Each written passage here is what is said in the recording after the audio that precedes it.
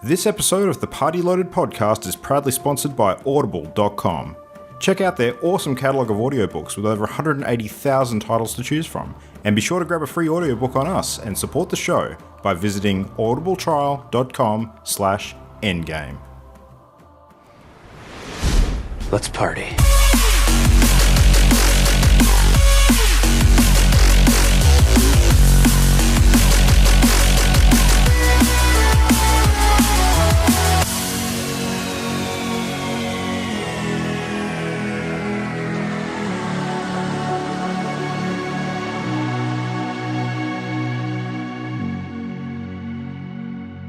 Hey everyone, welcome back to Party Loaded. This is of course your weekly hit of everything great in the world of video games. Welcome one and all. We got lots of stuff to talk about tonight. To join me tonight, me being one of your hosts, Luke Retallick, we also have, let's start with the man with the blood on his hands, Christian. How you doing? Good, I'm good, thank you. You're good. Yeah, so we'll talk about what that blood actually is. It's not a metaphor for anything. It's, you know, we've got a lead in for that. And joining us as well tonight, we've got Farmhand Jam. How you doing? What's going on? Hello. Stuffs. So not content with just farming in video games, you actually decided to have a stint at it in real life, in IRL, and your body's treated you well, I trust? You're not sick of it? You're not put off farming games for good?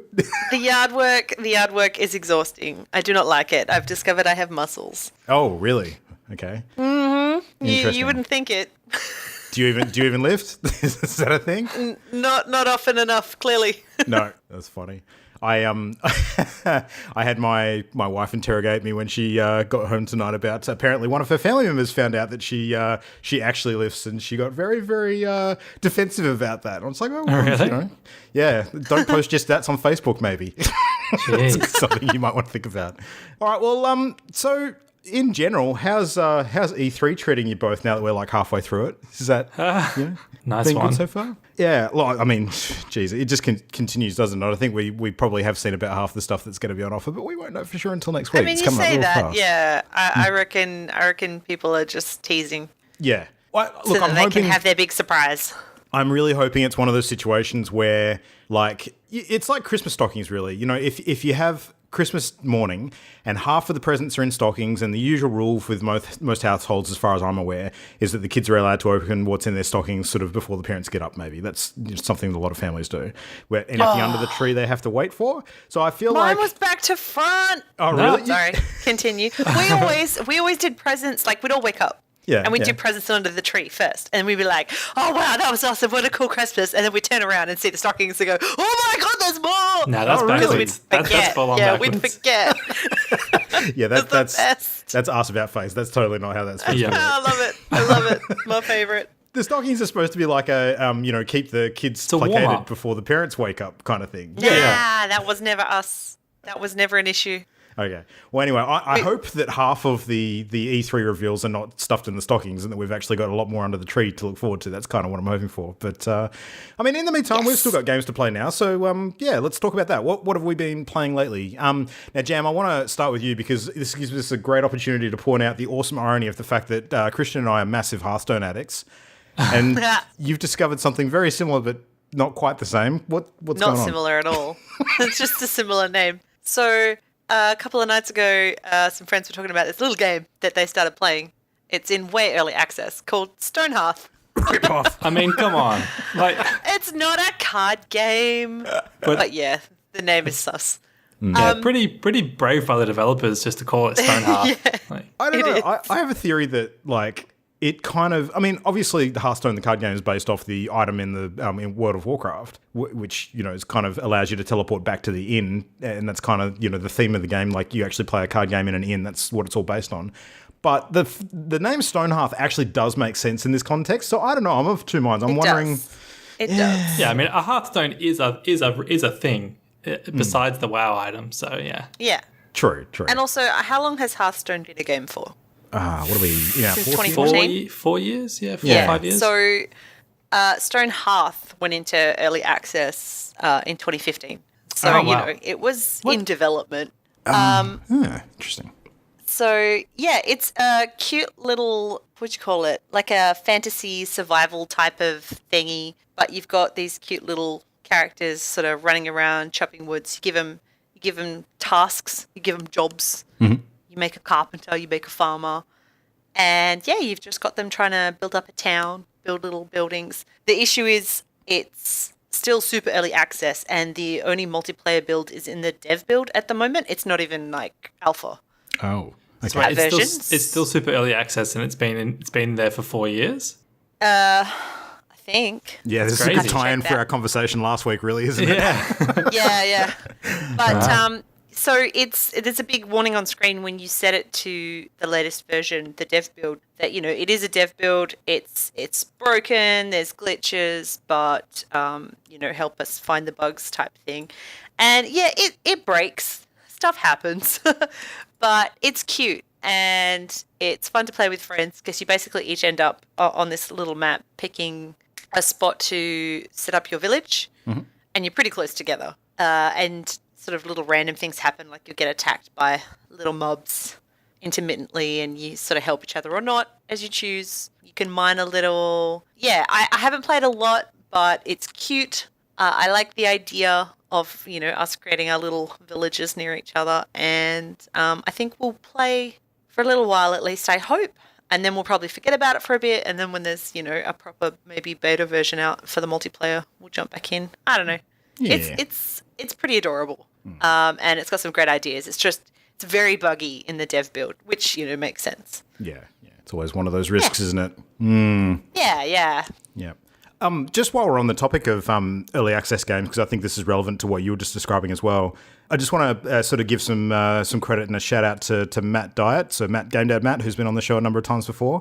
Being in the sort of dev space himself, he actually had a couple of thoughts which he shared on Twitter during the week about our conversations last week. And one of the things he pointed out, which I thought was quite interesting, was that he considered early access games to be quite a risk because of the fact that you're losing one of your big media coverage opportunities, because you kind of you get a couple of opportunities with your game announcement and your release, but with early access, you being a different model, you don't quite have the same sort of he describes them as bullet points on the schedule. So that was an interesting one. Sort of ties Very into true. a bit of the first impression stuff we were talking about last week. So yeah, there you go.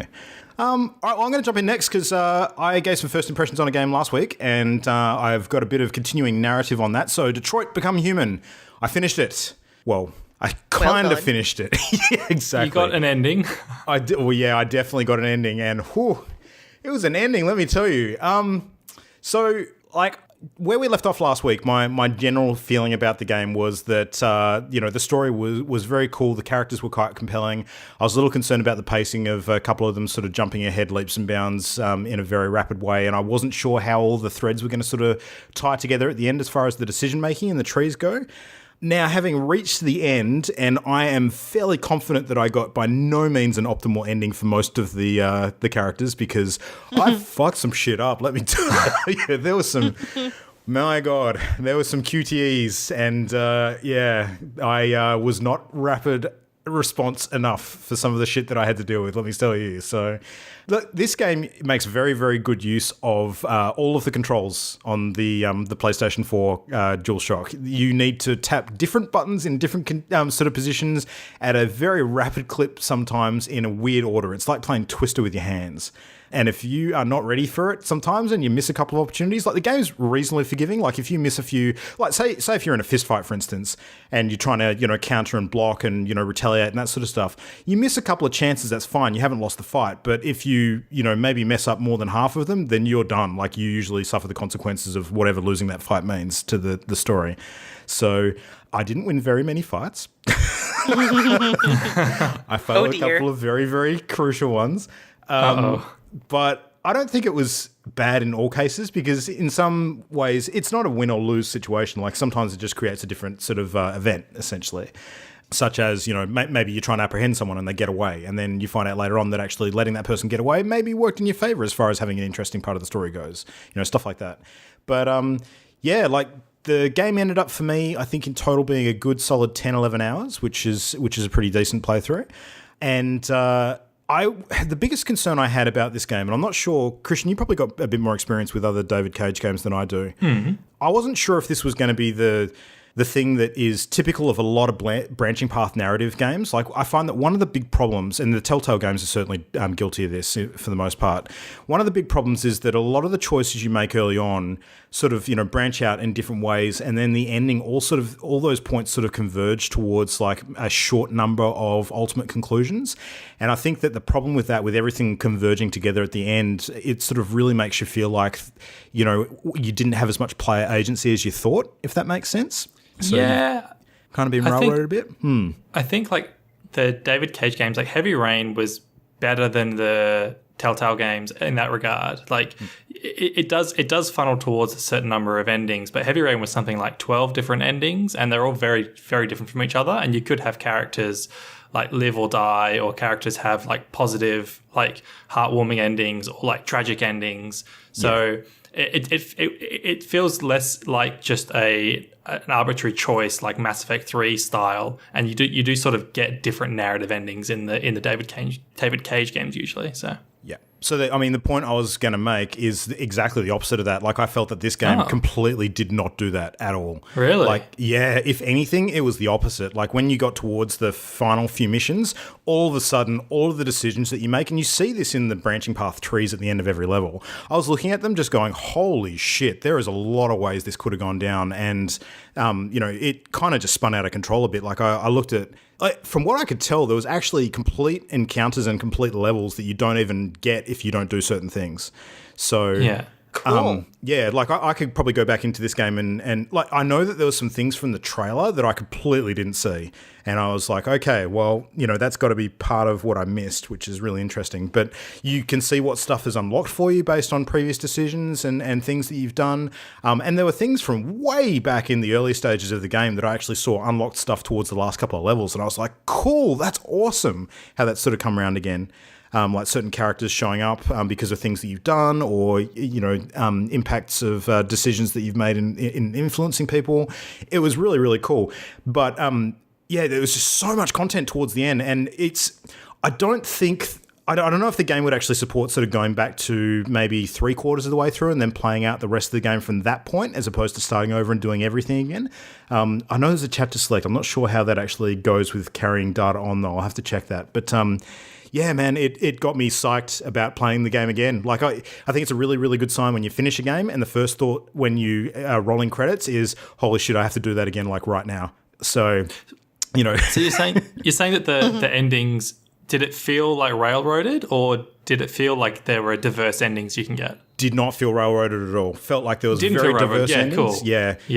And there's a couple of things towards the end where like the pacing maybe was a bit shaky, like certain characters, jumping around and geographically not being maybe where you thought they would be able to be in terms of the amount of time that's passing. That was one of the things that is maybe a minor criticism. But like everything certainly came to a head. It was very tense. There was a lot of action going on. The backdrop story about what the androids were sort of experiencing and all of the stuff that had been building up throughout the game really did climax. Like, it was important stuff, and the decisions you were making, you could see, holy shit, this is actually going to make a big difference in terms of impacts to the city, to your characters, to even humanity in general. So the stakes were high. It was really good. And I did get a little bit of stuttering towards the end as well, where there was a lot of stuff going on screen. I'm not sure if that's just a product of me running it on a standard PS4 and not a Pro.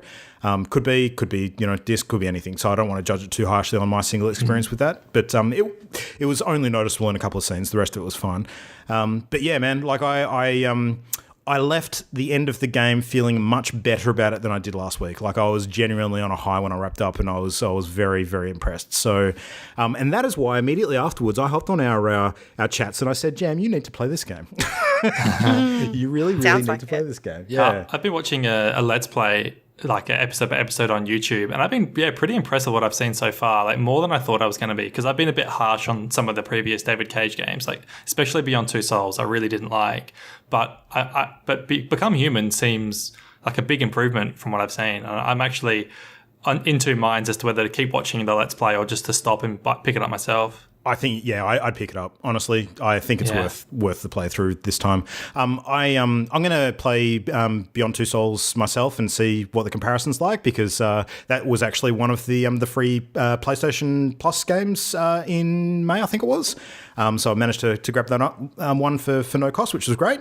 And I'll check that out. But another thing I discovered, which sort of blew me away, because I kind of heard about this like about a month ago and I totally forgot about it, and then I realized when I finished the game, each chapter that you finish, based on a number of the decisions you make, you actually get points, and you can actually, I don't know if you can do this at any time, I assume you can, I didn't discover it until I'd finished the game, but you can spend those points on unlocking a whole bunch of sort of different fun stuff in the background, like character art and bonus videos and cutaways of the different levels from the designer's perspective and all this sort of stuff.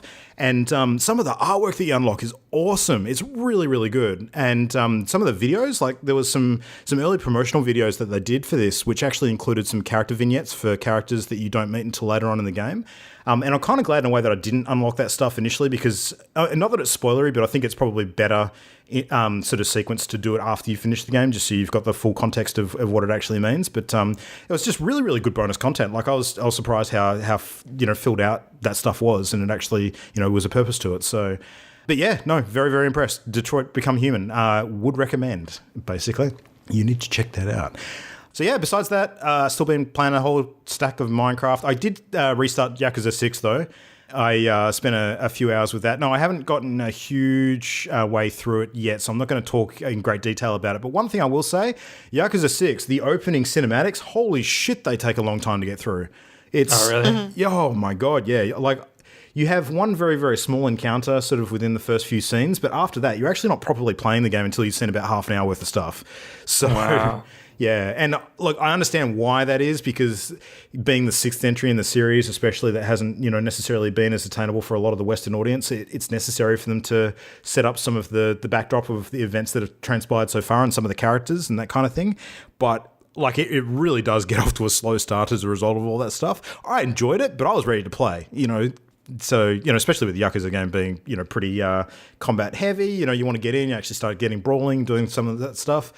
Sitting there and, wondering if you actually need to be hanging onto the controller or just sitting back and watching for a while is a bit of a disconnect. But, anyway, I got past that and I'm well into the game now. So that's good fun. But anyone who's planning on playing that, just be warned, that's the first part of the experience that you're in for. So if you haven't played Yakuza games before, you might be not quite prepared for that anyway. So, yeah. All right, well, Christian, over to you. What have you been getting on with this week? What's new and hot? So, linking back to your Blood on My Hands comment at the top of the show, I've been playing Bloodstained Curse of the Moon. So this is a game that I didn't actually know existed until a couple of weeks ago. So I backed Bloodstained Bloodstained Ritual of the Night on Kickstarter, which is like a Symphony of the Night style Castlevania game made by Koji Igarashi, the original creator of Castlevania. Okay. And then it turns out Curse of the Moon is like a prequel game that is more like the NES Castlevania games. So it's closest to like Castlevania 3 from NES. It's just like a taster of the world and like the characters before Ritual of the Night comes out. But it's really cool, and like I wasn't expecting it. It was just a nice little surprise. I got an email saying you've got a code for Curse of the Moon because you backed Bloodstained on Kickstarter. So I loaded it up, and it's just very familiar to anyone who's played Castlevania on NES. Full with the hidden areas, hidden rooms, and cool magic powers. A lot of the enemy types are kind of copied wholesale, like the Medusa heads and like the succubi and stuff. Like it's very, very copied from Castlevania, but it kind of gets away with it because it is Koji Igarashi, so it is the Castlevania dude, so it's kind of his jam anyway. Yeah. And you can kind of just control F and like replace the word vampire with demon, and that's what Bloodstained is. So there's no vampires in Bloodstained, everything's demons, and other than that, it's pretty much Castlevania. But there's a couple of things that Curse of the Moon does differently. So it has a character switching system. So there are 4 different characters that you can play. You like unlock them as you go through the different levels, and each of them have like different sort of sub weapons and a different like primary weapon, and then you can just free switch between them with L1 R1, and it's kind of like in a fighting game if you've got multiple characters where you need to manage their health bars. So if you get low on one character, you want to switch into another one, because if you completely die with any one character, you get thrown back to a checkpoint. So you want to try and like make the most out of your 4 combined health pools as much as you can. Sounds like a tag team match almost. Yeah, it is like a tag team match. Yeah, totally. And like you'll go into a room, there'll be a particular enemy type that like one of your characters has a better primary attack against. Like one of them does like a diagonal up attack, whereas everybody else just goes straight across. So if there's like an enemy on the ceiling, you'll just quickly flick to that character.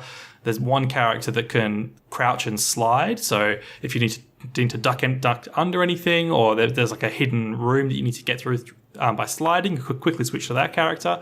And that just adds a nice little like fresh element compared to the original games. So I really enjoyed it. And it's pretty short. I finished it in 4 hours.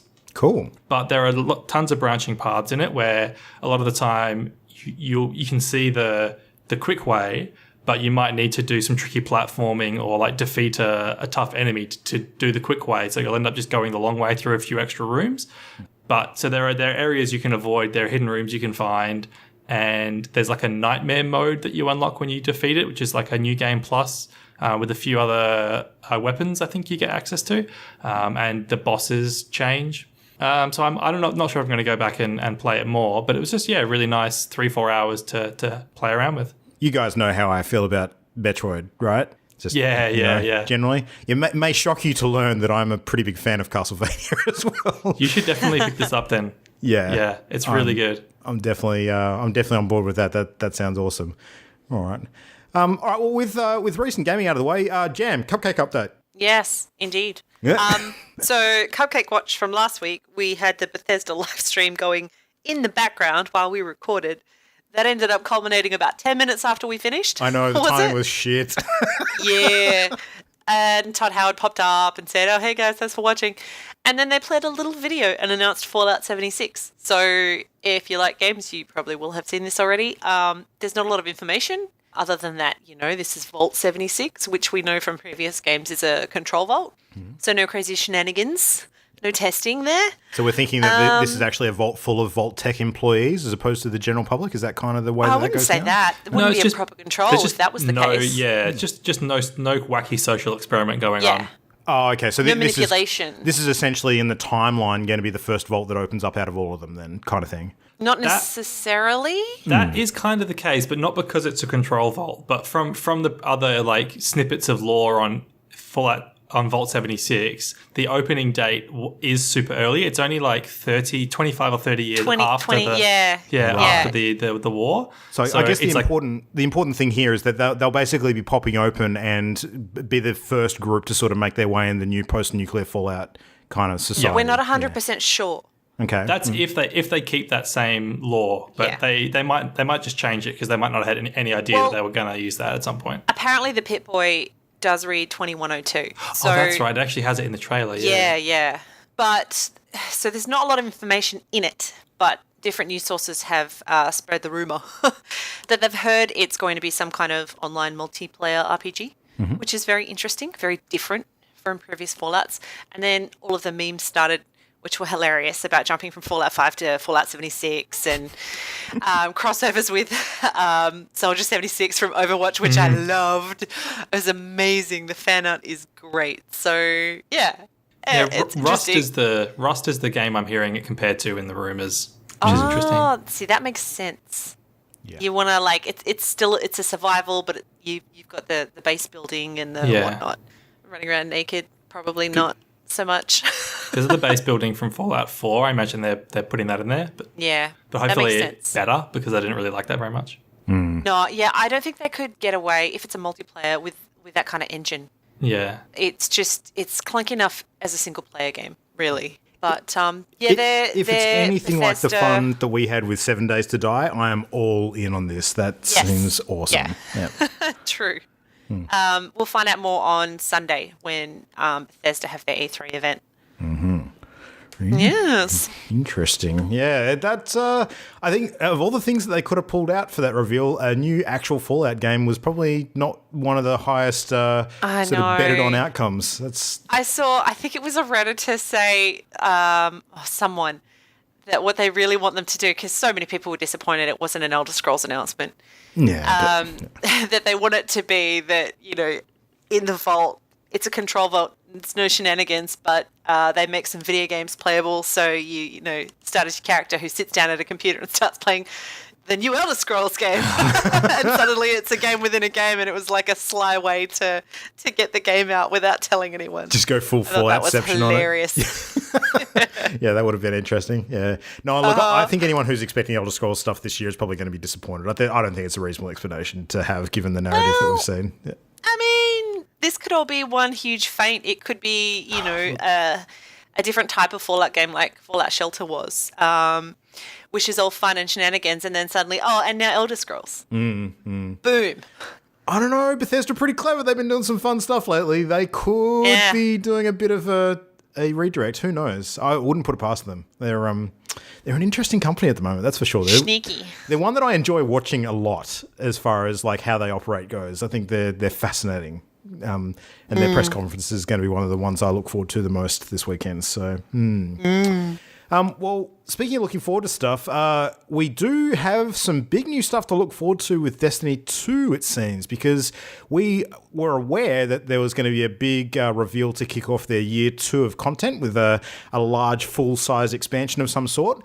And now we know what that pretty much is. So the new expansion is called Forsaken, and it's coming on September 4th. So they've actually released a video this week with a first sort of detailed look. And I mean, there's going to be the share of haters out there that have sort of fallen off Destiny 2 and are very, very critical of how it's sort of, stacked up to Destiny 1, yada, yada, yada. I'm not one of those people. I watched this and I got very, very excited because I think this has got a whole bunch of cool shit in it. So I don't know if we will be able to sort of compare this to how the Taken King kind of reinvigorated Destiny as a franchise, but that's clearly what they're aiming for. And there's a bunch of stuff in here that we haven't seen in the smaller sort of seasonal-based sort of content expansions. So, for example, a whole new weapon class. They're adding bows to the game, which apparently are actually quite powerful. So they've got, charged or elemental kinds of ammo that do a horrendous amount of damage, which looks really cool. So having hunters actually running around with proper bows is a very, very cool aesthetic that I'm looking forward to. We've also got new supers for each of the 3 existing sort of classes. I don't know if it's each of the subclasses. They've said there's nine new supers. 9 new supers. That's heaps. That's 3 per character class. That's massive. That's really, really cool. So a couple you saw during the video, there was a really cool sort of lightning bow staff for the hunter, which was deflecting stuff. There was like a giant fiery hammer for the Titan doing various different things. The Void Warlock had a really cool teleporty one, which looked great because that's kind of my favorite build. So that was all awesome. The new enemy that they're facing, it looks like part of the narrative focuses around Cade having actually been locking a whole bunch of bad guys up in this giant prison somewhere out on the reef. So the reef, for people who might remember it from Destiny 1, is kind of like an area of space where a whole bunch of debris and sort of, destroyed ships and stuff are kind of, chained or stuck together. Similar to... I don't know if anyone's familiar with the space hulks of like the Games Workshop kind of settings. It's a bit like that, like space debris coming together and creating sort of inhabitable kind of structures.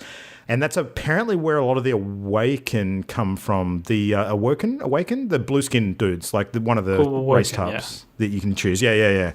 So there's like an Awoken Queen that's part of that area. But so this prison, apparently a whole bunch of baddies are busting out of it. Kind of, it reminded me a lot of that Scooby-Doo series, Scooby-Doo and the 13 Ghosts. The baddies bust out. You have to spend time sort of hunting them down. So, and it looks like the narrative's going to kind of, focus on that. So each of the different big bads that you're hunting down will have like a different sort of, special power that they focus in on. One of them is a skilled sniper, it seems. So you're going to have like a sniper style battle with them. There's like a giant melee heavy one, and various different other types that could add some good variety.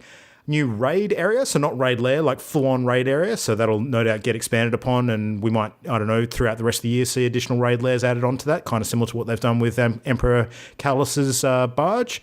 And the weapons are changing a whole bunch. So apparently there's going to be random weapon stat drops now. So that'll add a lot of the variation and customization that existed in Destiny 1, where, if you get the same weapon repeatedly, it's not identical. Like, they actually will be different now, which, can add to the replay value quite a bit.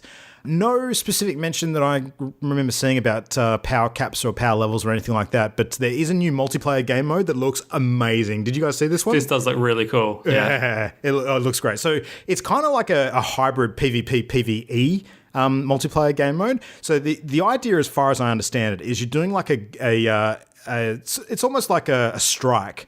So it's like a gauntlet run against PvE enemies, and you're trying to gather this resource by killing enemies. And as you gather it, you're basically filling up a giant tank. And if you fill it up to a certain level, you're competing against another team that's actually doing the same thing at the same time. So you're basically separated for the most part, but you're racing to sort of, run this gauntlet, both teams, trying to outdo each other. And as you're filling up your tank, apparently there's different intervals where if you fill it up to a certain point, you can actually lock down the opposing team's tank and not allow them to add stuff into it while you've got it locked down temporarily. Apparently there's ways you can spend that resource to actually send one of your team members as an enemy into their game, so they can pop up and actually try and kill their players, like just one of your dudes, to kind of disrupt them and stuff. And then if you manage to fill the tank up completely, you fight like a big boss monster, and beating that thing is the key to actually winning the level. And whoever does that first kind of walks away with the victory. That sounds awesome to me. That sounds really, really cool. It does sound awesome. A very cool spin on the usual PvP sort of, 6v6 or 4v4 stuff. So that's called Gambit by the name of it. And there's been a bunch of sort of, well-known Destiny streamers and content creators that apparently have been allowed behind closed doors for an early sort of look at that mode, and a lot of positive feedback coming out of that. Like, a lot of people sort of saying that this will be end-game stuff on par or, surpassing everything that exists in the game already. And they're really, really digging it. So, yeah. Destiny Forsaken. That's something to look forward to. So will that get you guys playing Destiny? What's the price point? There's two. So they're actually releasing it as an expansion for around $40 US, from what I understand, just on its own. And there is another way you can buy it, which has like a complete year 2 sort of season pass as well, which I assume would be similar to your season pass that we've seen already, where the content drops for the following year will be included as part of that. So, and that's a bit more. I think it's like $60 US, which would probably equate to about $100 for us over in Australia, depending on where you pick it up from. Yeah, that concerns me. For that price, that's the price of a full game. Well, one of the things that the Taken King... collectively going to be a full game's worth of content? Well, yeah, maybe. The Taken King, when that released for Destiny 1, that actually was a full game. You didn't have to own the original Destiny to play Destiny. You could just get that. So, yeah, I don't know. One thing I really like in Forsaken is it's the first time in Destiny's history that there's been a new enemy faction added, like a real new enemy faction. Like, they added the Taken, was it before? But they're really just like reskins of the existing baddies. Yeah. But like all through Destiny 1, Destiny 1's DLC, and then Destiny 2, it's always been the same enemy factions. But there's a new one now, which is cool. Yeah, there's some good looking variety in the character models that they showed off as well, which is promising. So, yeah, but the video that they put out is very much we've been listening to all your feedback for the last year and we're going to deal with all of it, essentially kind of message. So, this is their one big chance. I guess they, I don't know if they'll get another chance after this if they don't hit the mark, but it looks pretty good so far. So, yeah, we'll wait and see. Other stuff sort of leaking out this week. We have got a new Assassin's Creed coming soon, apparently. We don't know exactly when, but after there was a leak involving a keychain with some of the logo sort of iconography on it that apparently is up for pre-order at some game stores somewhere, it has been confirmed that Assassin's Creed Odyssey is coming. So Assassin's Creed is going to Greece, I want to say. Yep. Ancient Greece. The Hellenic world. Spartans, Basically, the video, or the very, very small snippet they showed was the classic sort of, 300, booting someone off the edge of the platform kind of trope. So, this is Assassin's Creed kind of thing. And full reveal to follow at E3. But, I don't know. It will be interesting to see how that sort of carries on. It by all reports, is going to be a continuation from Assassin's Creed Origins. Not necessarily with the same characters being involved, but kind of like the timeline and impact of the world sort of feeding through into that. I don't know exactly how they're going to connect it, but it seems to be, they're going to build an ongoing story, sort of connective somehow, similar to what I imagine they did with Assassin's Creed 1, 2, and 3, which was that was labelled as, what was it, who was the main character back then? Ezio, yeah, the Ezio trilogy. That was kind of what it was referred to. So I don't know if they're going for a similar thing. I don't know if Bayek's showing up again or not, but we'll have to wait and see when we actually get some stuff at E3 next week. I think I read that there's going to be mythical monsters as enemies in this, which is interesting. Well, they did that for Origins too, so... But they were like special event things, weren't they? Or something? I think there was stuff that wasn't... I think it was both, actually. Yeah, well that's cool, because, having some fun with it. Having not played it, I probably should, because I keep on hearing really good things. So, yeah, I don't know. Yeah. Yeah. All right. Well, really good things. Jam, keep us coming. What else is going on? We have heard a little more information about the special editions for Red Dead Redemption 2. That's a very good thing. And it's convoluted. So the special edition for an extra $20 US on top of the game price, and Ultimate Edition for an extra $40 are available digitally and in store. The physical versions get you a printed map. The Ultimate has a nice steelbook case. The digital copies get you a little extra in-game cash and a treasure map for some fancy loot. You get some cash for GTA Online as well, don't you? Yes. Yeah, you get pre-ordering by, I think, July 31 or something. You get, depending on which level of pre-order, you get a different chunk of cash for GTA as a thank you, I guess. And then they've got some extra, mission-y, horsey type bits and pieces too, depending on how much you spend. But one of the interesting things was there is a $100 US fancy pants collector's box that you can get that doesn't come with the game. It has a whole bunch of stuff with it. You can get it through the Rockstar website, and it's got a puzzle. It's got the treasure map. Is it an art book? Some pins, some playing cards, a bandana, a coin, and some cigarette cards. It's just like nutso bulk stuffs related to Red Dead Redemption 2. So that's kind of neat. I don't know if I'd pay $100 US for it.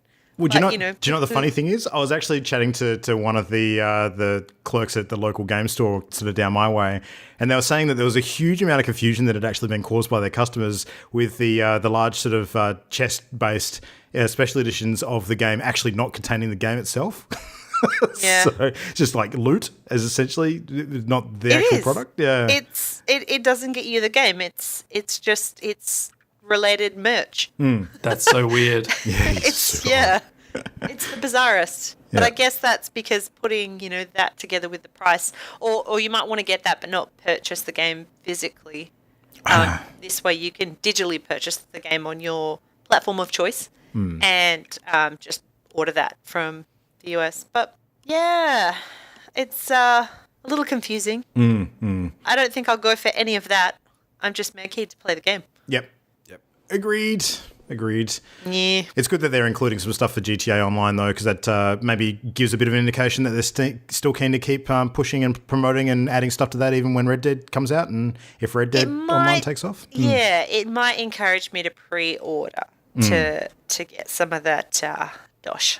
some of that sweet green. This is one of those few games where I think pre-ordering it's not a really particularly risky move, so yeah. No, I'm going to be purchasing this game 110%. Yeah, absolutely. All right, well, speaking of another game that I'm going to be purchasing 110% and probably then some, another leak. Surprise! We are getting Hitman 2 or Hitman Season 2, apparently. Because there was a logo that was recently spotted on WarnerBrothersGames.com. The image got removed, but then on Monday, Warner Brothers and IO Interactive actually teased a reveal schedule for the morning of Thursday, June 7th. So for that'll be for us maybe 2 days from now, if we're talking US time.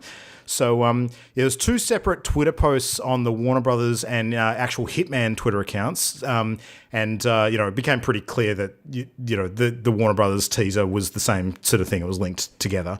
So the Hitman account one sort of says target incoming. Good afternoon 47. The profiles have been uploaded. Your next target is ...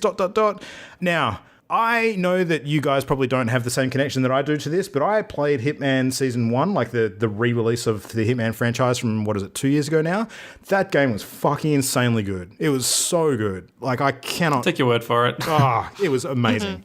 So I think that if they make this one along the same lines, where there's like an ongoing kind of, seasonal narrative to it with like elusive targets and all that kind of good stuff, and continue off where they left, the last time, I'm all in. That's just, it's an amazing game. Really, really tactical. Lots of different ways you can sort of complete each level. The ways that you can take out your targets are many and varied, and some really creative solutions to those problems.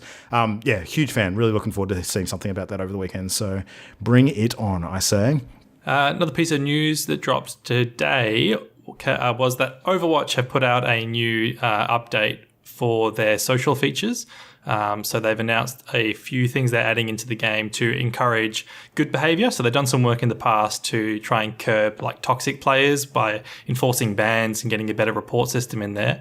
But this time they're going for the carrot and not the stick. And they're adding in something called endorsements. So there's going to be 3 different categories that you can put little stickers onto your teammates for, and they're sportsmanship, good teammate, and shot caller. So like sportsmanship is, if a teammate is particularly, good sport to the enemy team, or, encouraging somebody on your team who's maybe not doing so well, something like that.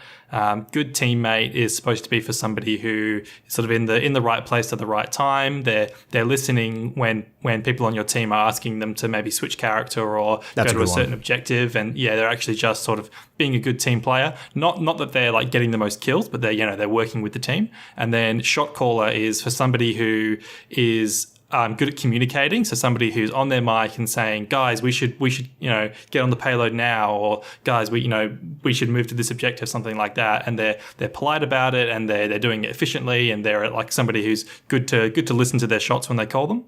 So I think it's really cool. And then they've said that you won't be able to do these rewards every match. So you'll have like a limited number of them up that'll refresh or something like that. They haven't said exactly how, but basically because you get some sort of reward for giving out these endorsements. They don't want you to be able to just spam them every game just for the reward. So they want to encourage you to use them when it's like an appropriate time. And then for being given the endorsements, you'll get rewards at certain intervals. So they've said that the game will sort of check how many endorsements of a certain kind you've got, and once you've hit a certain point, you'll get given some sort of reward, which I imagine will just be a loot box or something like that, or maybe a spray. But it's really cool. And then if you ever get a strike on your account for any reason, so any any griefing you were doing or any like BM, then you just lose all of your endorsements straight away. So if you get any strike, they're all gone. You have to start from the start, which is cool. Okay. Hopefully there's an appeal process linked with that in case you sort of... the strike is Blizzard enacted though, isn't it? It's not just someone puts in a report against you. They actually have to do the investigation. It's something that's actually acted on. So if you get your account suspended for a certain amount of time, something like that, then you lose all your endorsements. That's fair. I couldn't tell from the video how visible somebody's endorsement history is going to be. So like at the end of the match, when it has the players, will you be able to see like, oh, this person has got a lot of good teammates in the past or something like that? Or do they want to conceal that to stop you having a sort of bias of who you give your endorsements to? Well, you know what I really hope for, like in terms of, the behavioral management psychology of this, I really hope that the rewards are shown on the history, but not the endorsements.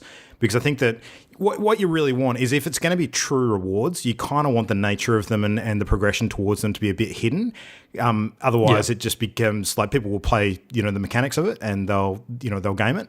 But like, because otherwise it's just a incentive. Otherwise, like if you can see the structure of it and you know that behavior is ongoing, going to help you, get something each time, then that's incentivizing that behavior. But a true reward is like a surprise. Like it's something that you're not expecting. It's something that you don't know the nature of it until it happens. But you still, are exhibiting the right behaviors without necessarily expecting a specific payoff at a particular date of a particular shape. So I get that. At the same time, I kind of feel like if you can sort of mechanically abuse a system where you only get the reward if other people think that you're a good sport, then that kind of the end result being you're a good sport. Like, it's not something that you can't farm good sportsmanship rewards unless other people are recognizing you as a good sport. So I don't mind if it's fully visible from that end. From the side of giving out endorsements, totally. Like, I don't want you to be able to just tick off a certain number of endorsements that you've given out to random people and get a reward. I don't want that to happen. Yeah. Well, they're not idiots. I'm sure they'll put limits on the number of times, like, the same person can endorse the same person to stop team sort of stuff going on. Yeah. For sure. Yeah. Oh, and they Did said you see... Sorry, I was just going to ask if you saw the other Overwatch news today about the looking for group. Yeah. So they've added in a looking for group system, which is super cool. So for like competitive mode and quick play, you'll be able to like look for a group and you can specify certain things that you want. So, we need somebody who's going to play a tank, or even things like we want everyone to have a mic in the group. So we want to be communicating. And there's going to be all sorts of like tags and criteria you can do for looking for your group, which is really cool. Yeah. I hope it works well, yeah. Yeah, I like that. And they're also getting rid of the defense category for heroes. So the attack and defense is just going to merge into damage. Makes sense. It's interesting. Yeah. Yeah. I think some characters that, the way they play is so versatile and can be switched anyway that they kind of have their foot in both camps. That makes sense to a certain extent. Yeah. I did see as well that, sort of not specifically linked to this news, that there's some Symmetra reworks that are going on at the moment. They're actually going to switching that character's category as well. So she's going to move from support through to damage, because she's just going to be full-on DPS where they're rebuilding it. Yeah. So They said that's going live in the next patch, the Symmetra rework. yeah. Cool. And they've got a couple more social systems on the way. So they said they've got two more systems they're going to add later in the year, which is interesting. They're going all in on their good player behavior encouragement. Yeah. Blizzard doing some good stuff. Yeah. Speaking of Blizzard doing stuff, last piece of news tonight, I just spotted before we started the show that Blizzard have a job opening for an dungeon artist in an unannounced Diablo project, which is pretty interesting. So straight up, right from the horse's mouth, unannounced project, Diablo. So no information, of course, on what kind of game this is or anything, but yeah, what do you guys think? Do you think this is Diablo 4 or maybe just another expansion for Diablo 3, something like that? You go, Jen. Don't know. Well, I mean, three's become a really fantastic game, so I've heard from people who play it. Oh, it really is. Yeah, so it's gone from strength to strength, and it's got a pretty decent following now. If it's 4 that they're developing based on all of their learnings from 3 and everything they've done to it to turn it into what it is now, that's really cool. If they're gonna stick with developing 3 for a while longer, that's cool too. I don't know. Yeah. All right. Well, I'm going to repeat what I said at the beginning of the year, because I did have an opinion on this, and I'm calling it now. Yeah. New Diablo game this year, not Diablo 4. It's going to be a different title. That's my prediction. BlizzCon. I think I'd prefer that. I want a different, like a slightly different Diablo game in the Diablo universe, but not Diablo 4. Yeah, I think cool. I think it'd be a heavy multiplayer focus, so that it's more like a sort of like game as a service kind of model, but still the same Diablo mechanics style. So think of the games that have done really, really successfully with that sort of game as a service kind of thing, but apply Diablo to it, and people being able to go through the loot grind and get really cool, unique items and do that sort of top-down dungeon type stuff. I reckon that is an absolute winning formula, and if they're not gunning for that, I'll be very surprised. But that sounds exciting, but at the same time, it sounds like they have to tread really carefully, like. Because people don't want loot boxes in Diablo. They had their disaster with Real Money Auction House. Yeah, I think they have to really. Blizzard can do it, but yeah, there's a lot of room for error there. I think they'll do the seasonal approach similar to what they've done already, but maybe even more like the Fortnite style, where they have like an actual narrative focus on each season and have items in game that spin towards that.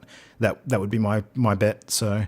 Yeah, which I'm super keen for. I think that's a really, really good model. I think actually giving players a reason to keep coming back into the game for a certain amount of time for those stints, it's much better than just pushing out expansion content and leaving it, and letting people churn through it and then get sick of it and go on to another game.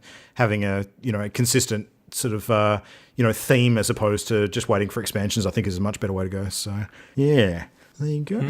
All right. Well, lots of news this week. Still, it's still busy season, which is cool.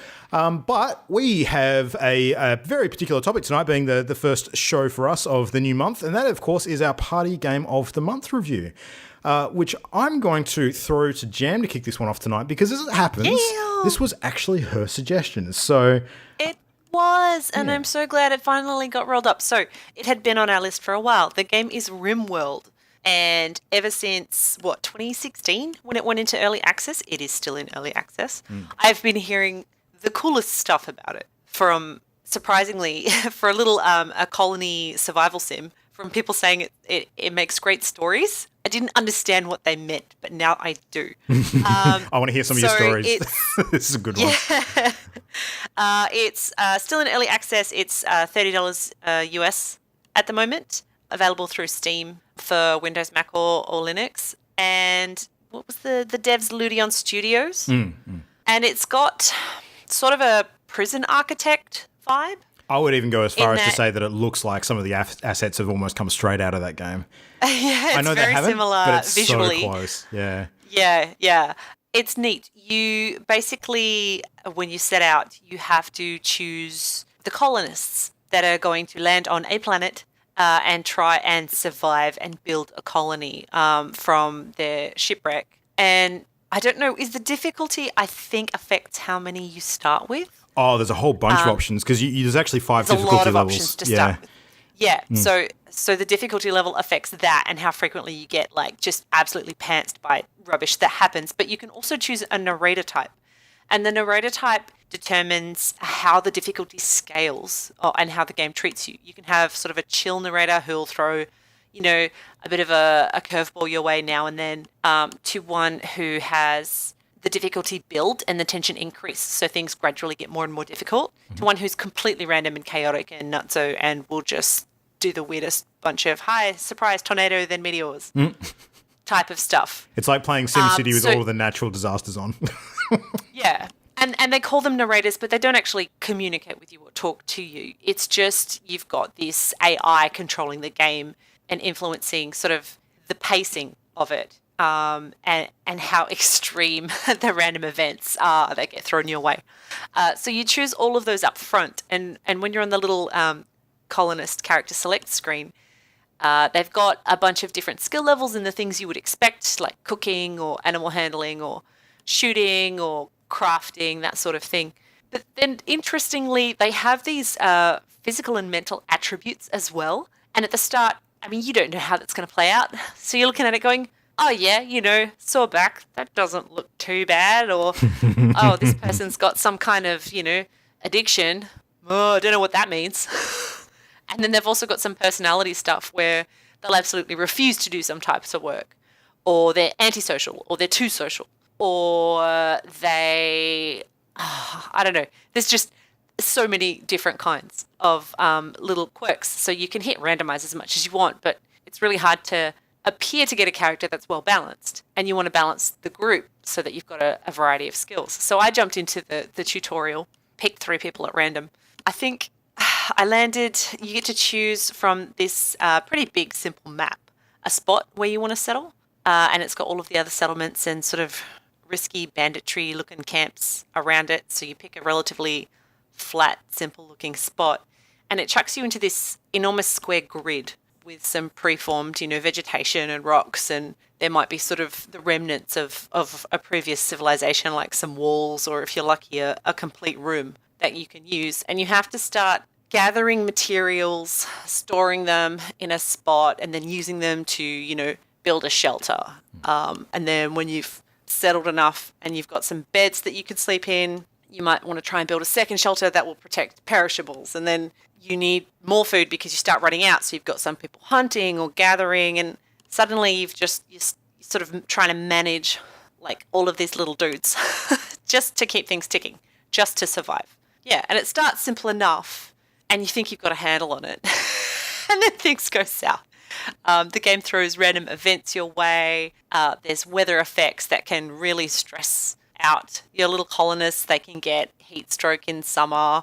They will freeze in winter. So you've got to climate control. In order to climate control, you need electricity. So you've got to get the bits together to build a generator or a windmill or something. It's I know I'm only touching on tiny little bits. Like sometimes the most difficult thing is just getting enough food cooked for your people. Yeah, but it's neat. I do have stories, but I was wondering if you wanted to expand on anything I've said so far about the mechanics. A few of the things that really stood out to me mechanics wise, besides the fact that the whole game is about everything trying to fuck you. It really is. Everything in this game is trying to kill you somehow. It's just nuts. The thing that really got me was how detailed the injuries are in this game. Like how many levels of granularity they sort of go into with it. Like you can have like individual organs that have been impacted, like their effects. Yep. You can lose ears and arms, and you can get limbs, cybernetic replacements for all this sort of stuff if you manage to trade for them and things. It's just, man, there's so much to it. All the psychological impacts as well.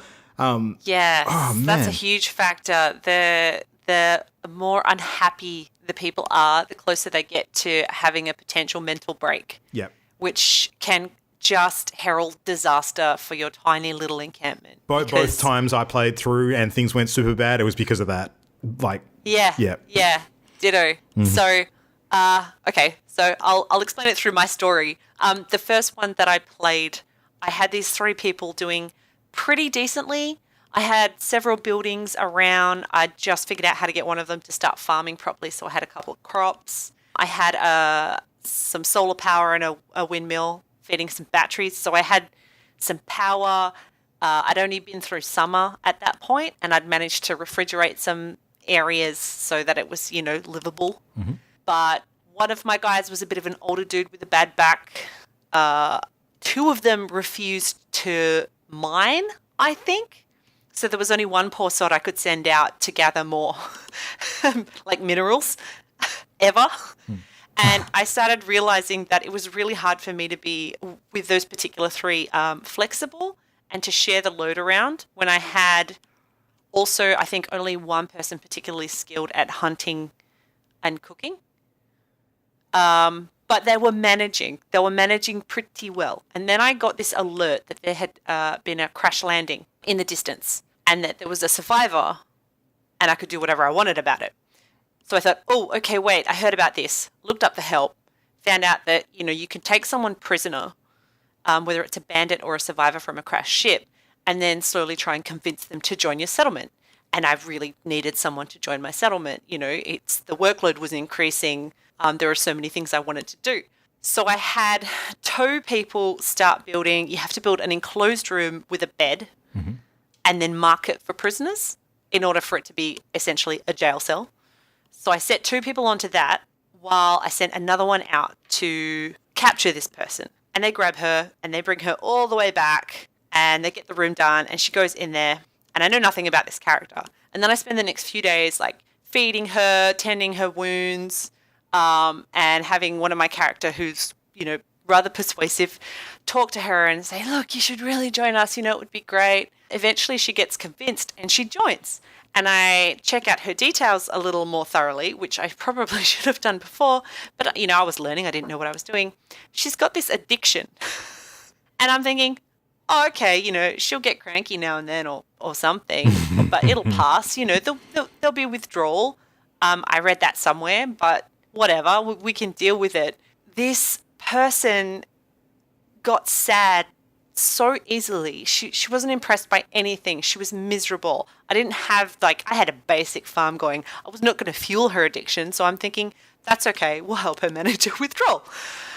But no, she thankfully was happy to mine, so I'd send her out mining, but then she'd crack the shits and get close to a mental break, and I'd have to just stop that and let her wander around. She sort of self-imposed herself in this little exile. She'd go into the little room where I had built a research table, and she'd just stand there, and it was dark too, and she'd just stand there researching, even though she didn't have to. You can break down the little people's days by how long you want them to spend working or which hours, and which hours you want them to spend on social time. She had half her day for funsies. Just to keep her happy, I was trying to say, look, only work a few hours in the morning and a few hours in the afternoon. It's cool, or a bit less. just be happy and contribute as much as you can. It got worse and worse. She eventually had this mental break, which means I had to send two of my people to try and arrest her. She didn't go willingly, so there was a fight. One of them got massively injured. She got injured. So I ended up with a prisoner under medical care. Two of my people injured and under medical care. One was pretty simple. The other one was the guy with the sore back. I think he ended up getting a hurt leg as well. And then the prisoner wounded her arm somehow. Long story short, this happened repeatedly. It completely demoralized like my whole little tiny colony because she was just never happy. The withdrawal apparently lasts forever. I don't know. It's bullshit. And I ended up amputating her arm, and then I ended up having to just kill her because my poor people, one of them died. One of them died trying to arrest her again at one point. So I was down to two and her, and she was still causing problems and whinging about everything. And then that one with the bad back and the sore leg got injured some other way, and his movement speed ended up being a crawl. He was so useless doing anything because he was just moving around like, oh yeah, I'll go pick this thing up, but just give me a couple of hours. And oh my God, it was insane just from me trying to get a fourth person to join. And I loved it. I loved it so much because it was chaos. And that's what made me realize what people meant about it being a story creator. Yeah. Like these little randomized characters, there's so much variety to the way they can behave and react to things and the consequence of things happening to them and the way they interact with each other, that just the fallout was insane. There was so much drama, even though there's literally no actual dialogue or even text of their conversations. You know? You still get all of it, just created... Oh, yeah. It was amazing. And then I started another one, and I tried to diversify way too much. And somehow, way early on, I think it might have been a rabid turtle. The only guy who could use the long-ranged gun. It's the creature that seems so out of place in this setting, but I love the fact that the tortoises are in there. He got bit by a rabid turtle and went down. I got trapped in my house by a rabid turtle, and it was breaking down the door. It's terrifying. The only reason I survived is because it fell asleep, and then I went out and stabbed it.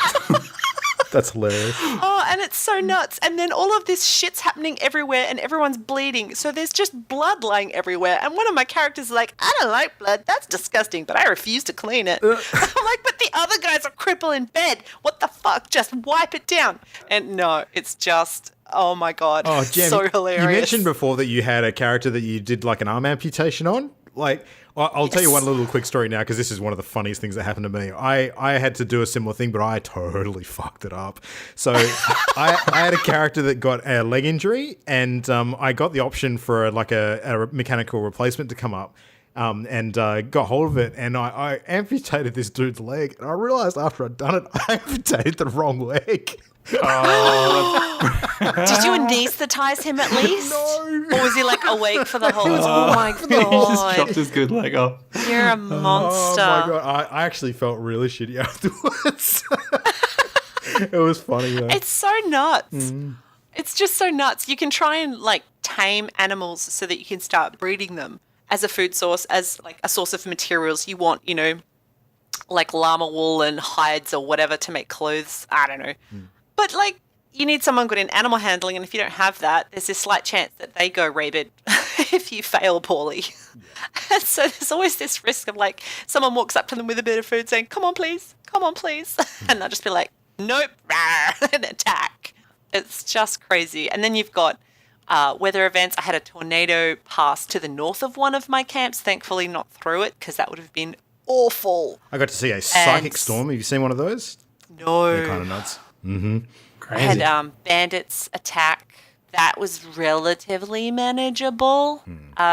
Just the time spent helping wounds recover is time that they can't be, you know, contributing towards the colony, which is just suddenly things start backing up. Like you think you've got a handle on it. You get to a point where you're like, okay, no, I'm good. And then something else goes catastrophically wrong. Like winter hits when you had not been paying attention at all and everyone's freezing. And you're like, well, shit. Yeah. I don't know what to do. Even the prisoners were whinging. I'm cold. Don't care. Shut up. No one gives a shit. Yeah. Christian, how did you get on with it? Where did you actually end up getting to? I gave it a couple of hours. I think I was at 3 hours in total. And for me, this game is like the definition of a really, really good game that's just not exactly for me, or it's not for me in my current mindset, where I recognize it seems like a really fun game. There are features to the design that I really like. Like for example, because there's so many tasks to do. We're talking about farming and hunting and cooking and all sorts of things, and how you have that like priority list, and each character put a little tick box in like a priority order of which activities they should do, and it's just so good for like managing. The fact that you can number them is really handy. Like I like that a lot. Yeah. Yeah. I was thinking it was going to be a nightmare of having to micromanage and going, okay, this person get that rock, and then they'd be idle, and I have to tell them to go cook or something like that. But the fact that you can sort of set them up on these schedules and like let time play out, that really is a really great way of handling that. But even with that, it's still a bit too much on the micromanagey side of games that I like. I tend to like decision making in games, but I don't tend to like micromanaging very much. Yeah. And I just couldn't, it didn't click with me in the way that I didn't want it to keep coming back and playing more. But what I will say is that I think a real consequence of that is my current mindset, and that I've got looming real life deadlines and that sort of thing. And I feel like the hours that I spend on gaming, I want to have a more rapid reward, and not something that sort of plays out over a few hours and I have to kind of make my own stories. I mean, I've got more of the appetite for like, just tell me a story is how I feel at the moment. Yeah, you want a 4-hour Castlevania experience, not a 12-hour management sim. Yeah. So I could see myself going back to this game when I've got more of a clear horizon, and I could see myself enjoying it more. But yeah, my take on it was really good game, cleverly designed, not for me right now. Yeah, I think that's fair. What about you, Luke? It's definitely, like, I think you hit the nail on the head with regards to the game sort of genre. Like, this is... People who don't like management sims will still have struggles getting into this game, particularly because of the amount of detail. I think you pretty much hit that, square on the head. Like I've got a lot of distractions at the moment as far as other games, and I knew that would be the case, so I started this one a bit earlier in the month and kind of dipped my toe into it a few times as the month progressed. Overall, though, I fucking love this game. I think it is so good. Like, it's as detailed as it is, and as granular as the management sim aspects of it are, it's still got that really heavy, sort of awesome storytelling element that kind of just works its way through it really, really well. Like, the way that they set you up at the beginning with the storyteller AI I think is a really sort of good way for that to kick off. And Jam explained it well, where you've got the 3 different options to choose from, and it sort of changes the game pacing and difficulty level a little bit. But like, you've also got a whole bunch of starting scenarios that you can actually begin your game with, and you can actually customize them quite a bit with your number of starting colonists and resources and all that kind of stuff. I actually had a go at one which was called Party's Over, purely because it had the word party in it. And that was an interesting sort of setup as well, where you were actually like on I think it was like a pleasure barge or something that had crash landed, and you were trying to get it back up. Like, the goal of the game ultimately is to get off the planet. Like, you're trying to, manage a colony and build up your tech to a point where you can basically, leave the place and blast off into space again. And it's really freaking hard to do. It's so difficult. Like, yeah. I think that in order to succeed at this game, you'd want to have a few cracks at it. And there is no doubt in my mind that you will not experience anywhere near like the full breadth of stuff in this game with one playthrough. There is no chance. Like, you're going to need multiple playthroughs to get like a good handle on everything. But it's randomized every time. And I haven't even got to the point where I'm sending caravans away from my starting area to other settlements or anything like that. Like, it's just, there's so much. I've put 15 hours in, and there's so much I haven't seen or figured out yet. Yeah.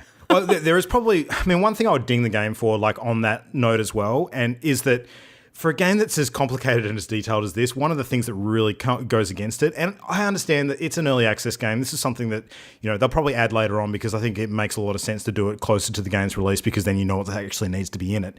But the game's really light on tutorial content. Yeah. There's not a lot But, at all. Yeah. That's part of the experience. I don't know. I guess. Trying to wing it and figure things out myself to start with. But the made side effect the of whole that... survival colony thing feel a little more genuine. Like it was true to life. Like, oh God, what do we do now? Because no one's giving me instruction. I can't criticize it too much because, I mean, Minecraft is not a huge amount of different in this respect as well. Yeah, it's very true. The thing is, like, you just ultimately end up relying on external wikis. That's what you do. You go and look this stuff up. Yeah, for you sure. definitely do. And I kind of, I would prefer that stuff to be in-game where possible. And, of course, Minecraft's got the same fucking issues too, especially when you start playing with mods. Oh, my God. But... That's the mod's fault. Yeah, that's right. You just put yourself in that situation. But no, it's very complicated. It takes you a while to get your head around. The UI doesn't help because the UI is, it's not great. I think it could really benefit from some drop downs for sure. It's a bit tricky to navigate around, and sometimes things that you need, you don't actually realize sort of exist there until you look it up and find out. But but like, can I just say one thing on that like the UI and needing tutorials. It took me so long. I built a butcher's table so I could like butcher my animals that I kill, and then like no one was using it, and I had no idea. And then there's that you have to give the things you a have bill. to queue the work order. Yeah. Like you have to build the table, and then there's a tab I think it's called bill, and then you have to add. Yeah. You have to say like, use this table for skinning animals like 5 times or indefinitely or something like that. And the fact that it's hidden under that little tab called bill, which just doesn't jump out at me, and I like that really could have used a tutorial. Yeah, that's a good example for sure. I saw that in the tutorial. So I did do the tutorial, and it did cover those basic steps. It was very handy. It ends after not too long though, and it does not give you the full breadth of options available to you in this game. It just helps you with how to get started, but it's pretty basic. But I mean, there's room for improvement. It is rumored that the next major patch is actually going to be the final 1.0 release. Ooh. Or the full 1.0 release. Okay. That's been promised since late last year. Hasn't eventuated yet, but it may be imminent. I don't know.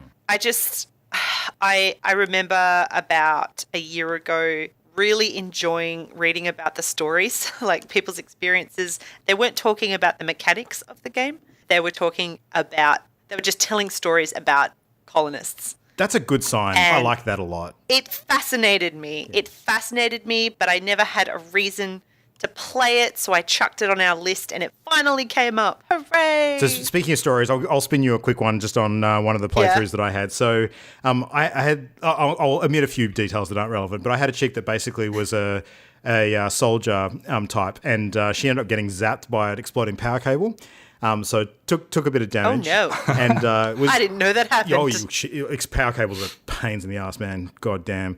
So all of mine were fine. No.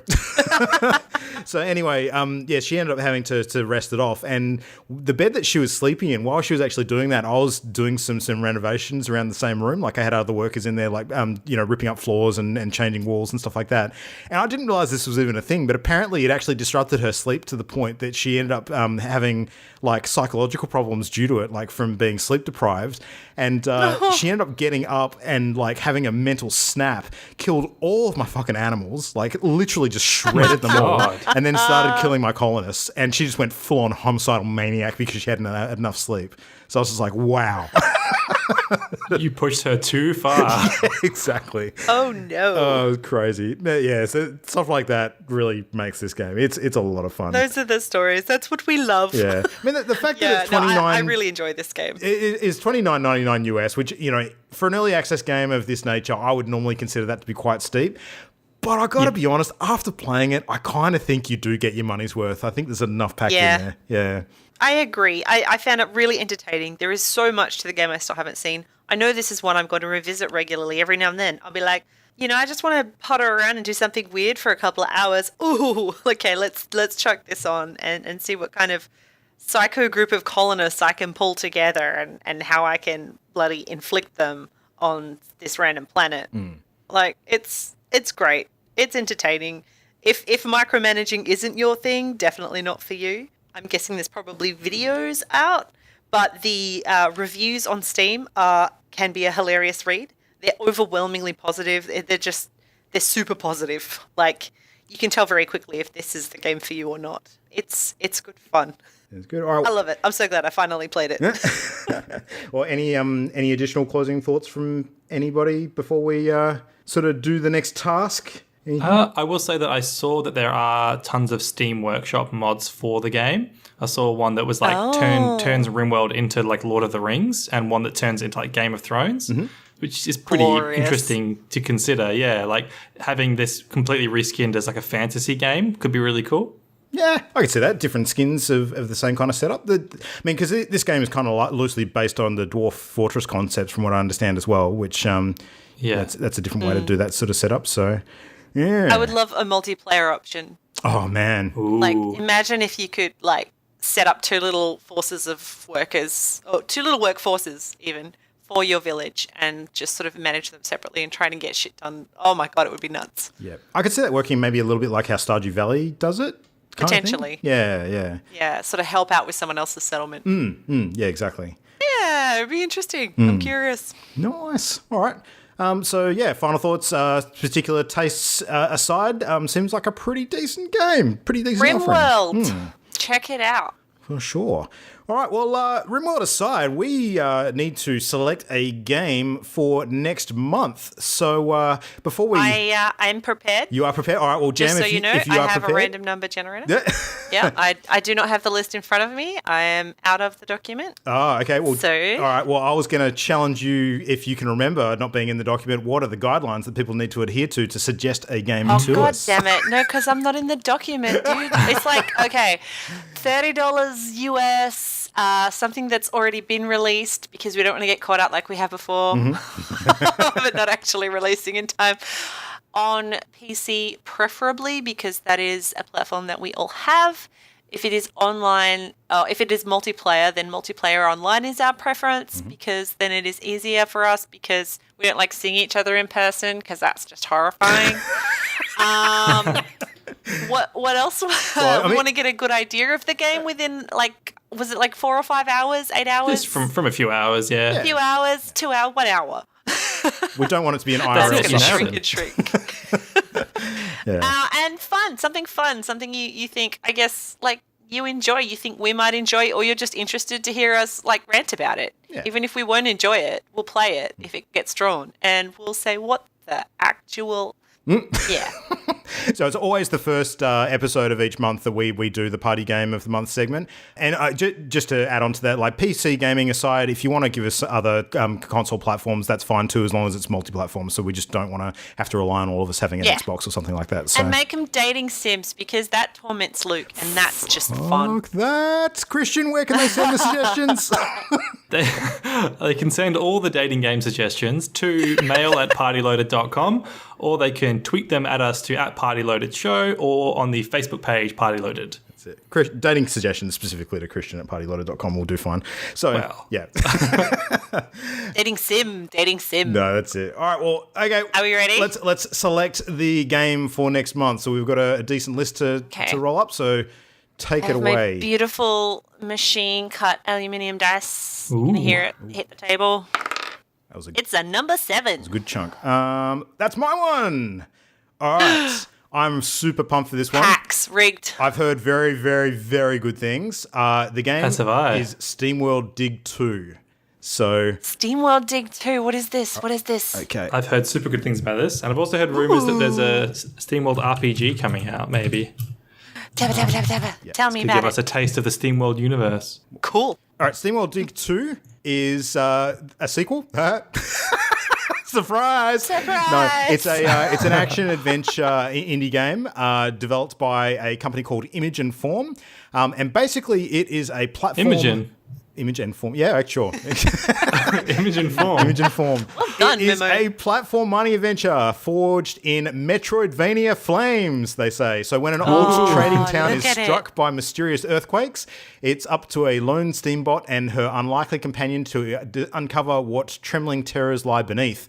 So dig your way underground and explore vivid worlds riddled with treasure, secrets, and traps. Combat dangerous enemies at every turn of the underworld's twisted paths, including shadowy creatures and the haunted remains of ancient electrical threat. Upgrade your gear to forge deeper into the earth and take on bigger challenges.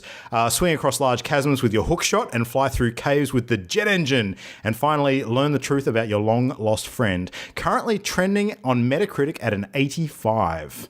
So Currently on sale too. Is it? Yeah. Hot damn, it is. Just 33% off that's until June 9th. Okay, click. So Yep. I want to check purchased.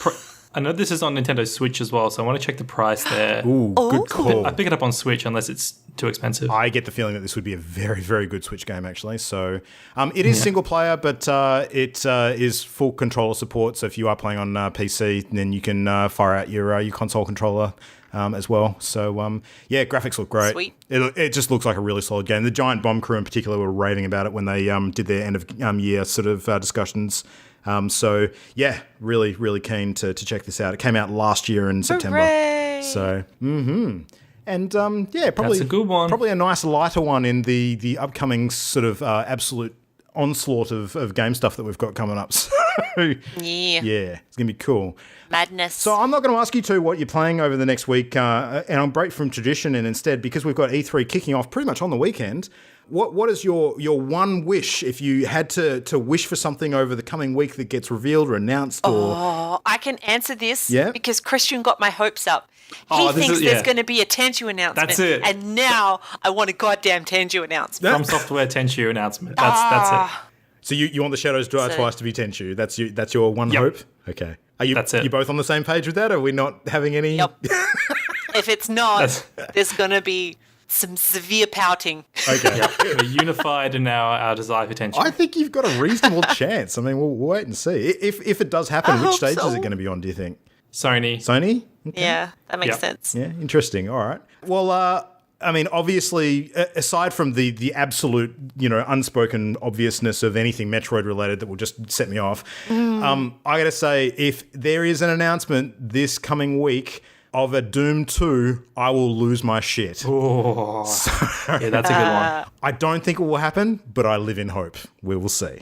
Yep. Yeah. So if during the Bethesda sort of press conference I start hearing those deep metal riffs of Mick Gordon just cranking out, I'll be like, oh, yes.